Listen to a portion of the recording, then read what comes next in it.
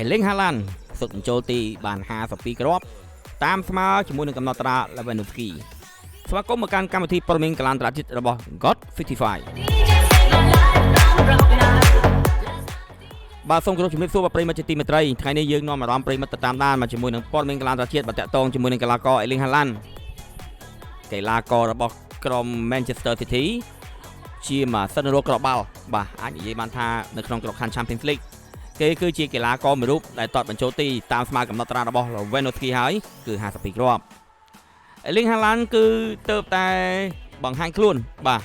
នៅក្នុងក្របខ័ណ្ឌ Champions League នៅឆ្នាំ2019បើយើងនិយាយទៅពេលបច្ចុប្បន្ននេះកីឡាករនេះវ័យ26ឆ្នាំអាចនិយាយបានថាគាត់ខ្វះតែ90គ្រាប់ទៀតទេបាទ90គ្រាប់បូកបាទអាចនិយាយថាបើ90គ្រាប់ស្ដៅណាគាត់អាចនឹងតាមតាន់បាទជាមួយនឹងកំណត់ត្រារបស់ Cristiano Ronaldo ហើយស្របពេល Ronaldo តចូល146គ្រាប់បាទនឹងតាមពីក្រោយដោយ Lionel Messi យើងចាំមើលថាតើ Erling Haaland នឹងអាចបំបីកំណត់ត្រា Cristiano Ronaldo បានដែរឬទេចាំតាមដានទស្សនាជាមួយនឹង admin តទៅទៀតតាមដានទស្សនាព័ត៌មានកីឡាអន្តរជាតិជាមួយនឹង God 55 Media